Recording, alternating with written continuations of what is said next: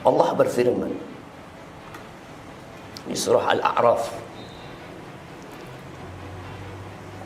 ayat 94. Allah mengatakan, afa amina ahlul qura ay ya'tiyahum ba'suna bayatan wa hum naimun. Apakah penduduk negeri itu merasa aman dari datangnya azab Allah kepada mereka ketika mereka tidur? Kau merasa aman tidur di rumahmu, di atas ranjangmu, nggak pernah takut azab Allah turun karena dosa-dosa yang kita lakukan? Awa amina ahlul qura ay ya'tiyahum ba'suna duhan wa hum yal'abun. Apakah penduduk negeri itu merasa aman dari datangnya azabku, kata Allah, dalam kondisi mereka di waktu duha sedang bermain, anak-anak sedang sekolah, sebagian sedang berada di pasar, berada di kantor? Kalian merasa aman? Afa aminu makrallah fala ya'manu makrallah illa al-qaumul khasirun. Apakah mereka merasa aman dari makar Allah? Padahal Allah itu yang kasih semua fasilitas sama kita.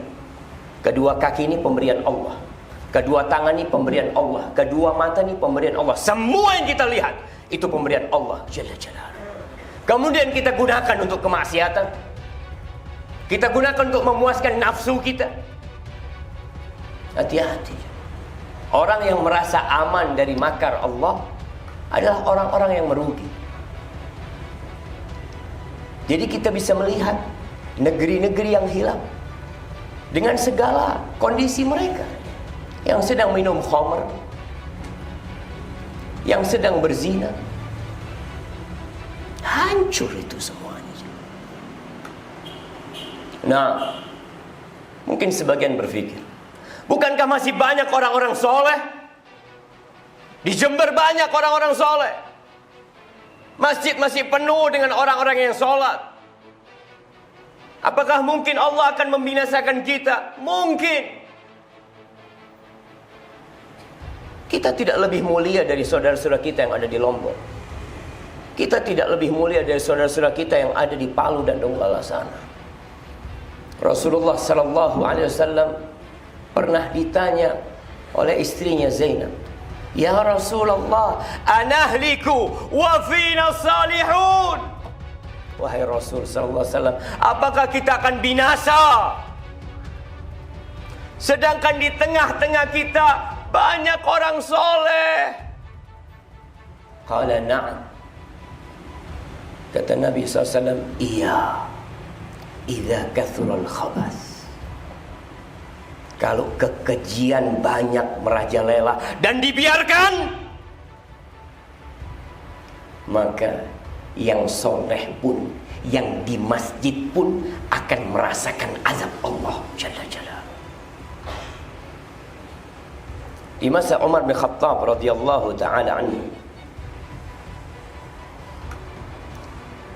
Ibn Abi Syaibah meriwayatkan, di masa Umar bin Khattab terjadi gempa.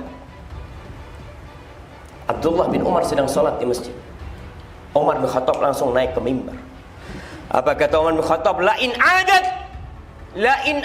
kalau gempa ini balik terjadi lagi, apa kata Umar bin Khattab? La akhrujanna min baini dhahranaikum. Aku akan keluar dari tempat kalian. Kita harus tahu, kalau bicara bencana jamaah, bencana alam, Allah yang menyebabkan itu terjadi, dan dosa-dosa kita yang mengundang bencana itu terjadi. Maka Umar bin Khattab radhiyallahu taala anhu, di situ ada Umar, di situ ada Utsman, di situ ada Ali bin Abi Thalib, ada sahabat-sahabat yang dijamin masuk surga. Tapi Umar mengingatkan, hati-hati kalian, kalau gempa itu balik, aku akan tinggalkan kalian.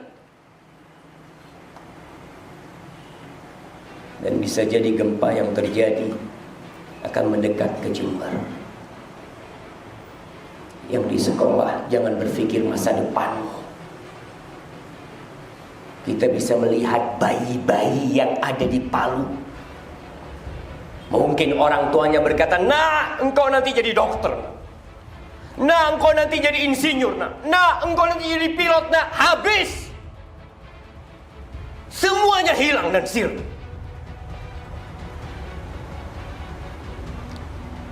Maka kita harus berpikir untuk menjadi hamba Allah sekarang, besok, lusa, dan ke depan. Mau jadi apa masa depan terserah, karena kita tidak pernah tahu apakah kita punya hari esok. Kita nggak tahu. Silahkan berencana, tapi tetap kau harus yakin kalau Allah yang menentukan segalanya.